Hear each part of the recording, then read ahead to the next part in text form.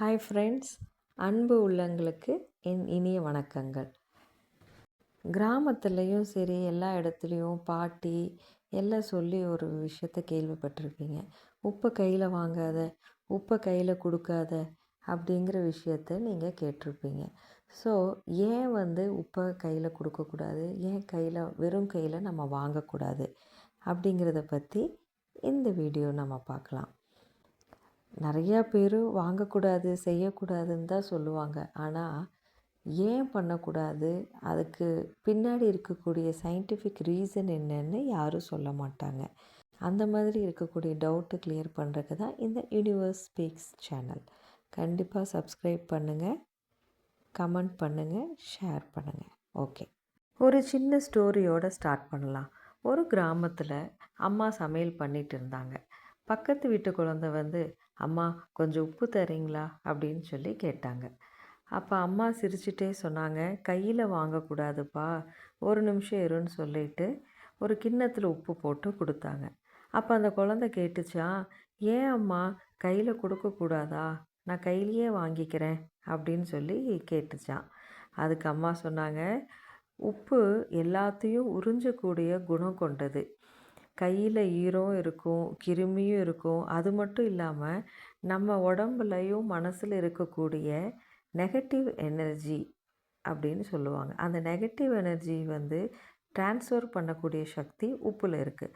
அதனால தான் அந்த காலத்திலிருந்தே உப்பை ஒரு மரியாதையோடையும் ஒரு பாத்திரத்தில் தான் கொடுக்கணும்னு சொல்லுவாங்க.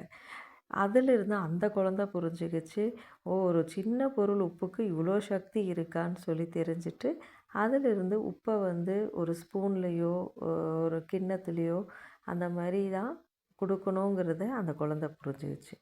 ஓகே, இப்போது ஏன் அந்த உப்பை நம்ம கையில் வாங்கிறதில்ல அப்படிங்கிறது ரீசன்ஸ் இப்போ பார்க்கலாம். உங்களுக்கு எல்லாத்துக்குமே தெரியும், ஒரு நல்ல விஷயம் நடக்கிறதுக்கு முன்னாடி ஃபஸ்ட்டு திங் அவங்க செய்கிறது என்னென்னா அந்த உப்பு தான் எடுப்பாங்க. ஒரு கல்யாணத்துக்கு அவங்க பாலக்கால் போடுறது அப்படின்னாலே உடனே உப்பு சர்க்கரை வாங்கணும்னு கேள்விப்பட்டிருப்பீங்க. புது வீடு கட்டணுன்னா அந்த இடத்துலையும் ஒரு புது வீடு பால் காய்ச்சறதுனால ஃபஸ்ட்டு உப்பு சர்க்கரை தான் கொண்டு போய் வைப்பாங்க. அது ஏன்னு ரீசன் குழந்தை கேட்டுச்சுன்னா யாரும் சொல்ல மாட்டாங்க. ரீசன் இது தான். அந்த உப்பு அங்கே இருக்கக்கூடிய நெகட்டிவ் எனர்ஜியை க்ளீன் பண்ணக்கூடிய சக்தி உப்புக்கு அதிகமாகவே இருக்குது. இப்போ பார்த்தீங்கன்னா, ஒரு புது வீடு நீங்கள் பால் காய்ச்சுறீங்க, அப்போ அந்த இடத்துல நீங்கள் உப்பு கொண்டு போய் வைக்கும்போது அங்கே இருக்கக்கூடிய நெகட்டிவ் எனர்ஜிஸ் எல்லாம் க்ளீன் பண்ணி பாசிட்டிவ் ஆக்குது. அப்போது நம்ம உப்பு நம்ம கையில் எடுத்து கொடுக்கும்போது நம்மக்கிட்ட இருக்கக்கூடிய நெகட்டிவை அடுத்தவங்களுக்கு ட்ரான்ஸ்ஃபர் ஆகும். அது ஆகாமல் இருக்கிறதுக்காக தான் உப்பை கையில் கொடுக்கக்கூடாது அப்படின்னு சொல்லுவாங்க. அது இல்லாமல் இன்னொரு ரீசன் பார்த்திங்கன்னா, ஒரு ஹைஜீனிக் ரீசனுன்னு பார்த்திங்கன்னா, உப்பு அந்த ஈரப்பதத்தை உரியக்கூடிய தன்மை அதிகம். கையிலையும் நனையும், கையில் இருக்கக்கூடிய கிருமியும் சேர்ந்து அடுத்தவங்களுக்கு போகும். சிலருக்கு தோல் இரிட்டேஷன் ஆகும். இந்த மாதிரி ரீசனும் சயின்டிஃபிக்காக இருக்குது. ஸோ உப்பை எப்போவுமே நீங்கள் ஹேண்டில் பண்ணும்போது கையில் உப்பை அடுத்தவங்களுக்கு கொடுக்காதீங்க.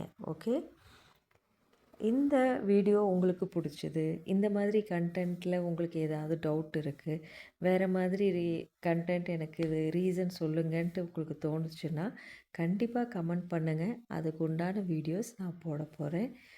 உங்களோட வியூஸை கண்டிப்பாக ஷேர் பண்ணுங்கள். Thank you friends.